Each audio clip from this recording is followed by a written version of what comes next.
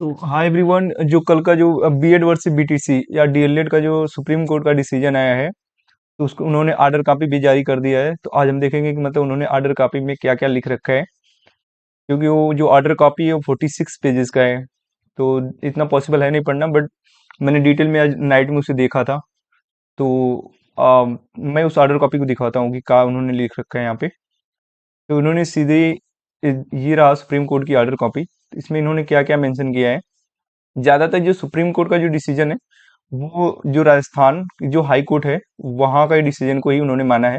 क्योंकि ये जो मसला है वो वहीं से स्टार्ट हुआ था, और राजस्थान के हाई कोर्ट मतलब राजस्थान से ही जो रीट का एग्जाम हुआ था, वहीं से स्टार्ट हुआ था। तो इन्होंने यहाँ पे मेंशन किया है, अभी मैं दिखा रहा हूँ, हालांकि ये 46 पेजेस का है। जो इसमें काम का है बस हम लोग वही देखेंगे। यहाँ पे लिखा है ना, ये मैं दिखा रहा हूँ अभी। वेट मिनट गाइड, या दिस वन।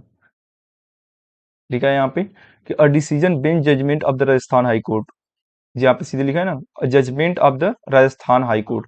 इन्होंने राजस्थान हाई कोर्ट को दी, बार बार टारगेट किया है। डेट यहाँ पे 25 नवंबर 2021 is under challenge before this court.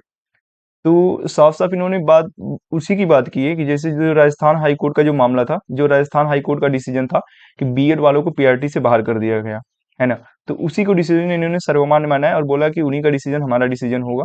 Apart from the appeals, there are three read petition as well as before this court on this same issue. All the same, while dealing with these cases for facts, we would be the referring to the civil appeal. मतलब कहने का मतलब सीधा सीधा जितना मैंने night में पढ़ा है, तो झूठी का टाइम वेस्ट करने की बजाय जो इस पेज में लिख रखा है, सीधे सीधे उन्होंने बताया है जो सुप्रीम कोर्ट का है। एट द एंड डिसीजन यही है कि बीएड वालों को पीआरटी से कंप्लीटली बाहर कर दिया है।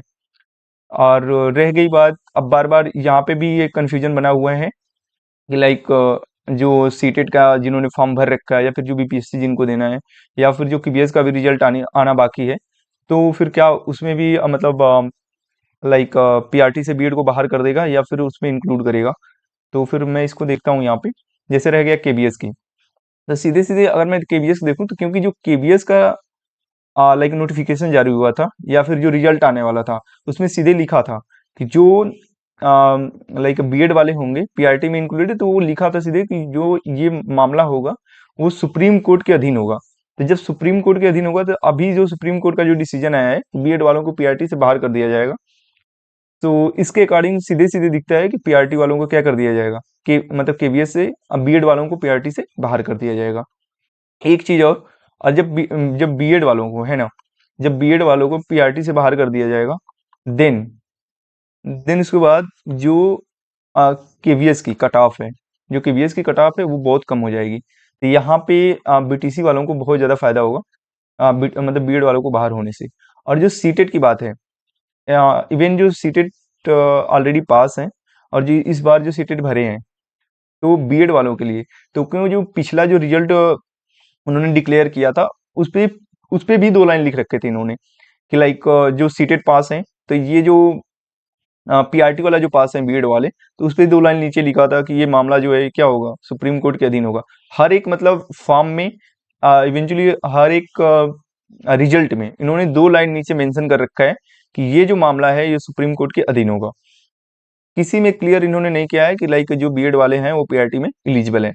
उन दो लाइन जो नीचे लिखा है, तो अब जो सुप्रीम कोर्ट का है वो डिसीजन आ चुका है। उन्होंने अच्छे से बहुत आर्डर कॉपी भी जारी की है 46 पेजेस का। तो इसका मतलब ये हुआ कि पहले से प्लानिंग चल रही थी, इसीलिए डिसीजन काफी लेट हो रहा था। तो फाइनली उन्होंने डिसीजन ले लिया है कि जो राजस्थान हाई कोर्ट ने जो भी डिसीजन दिया है वही क्या है, मान्य है।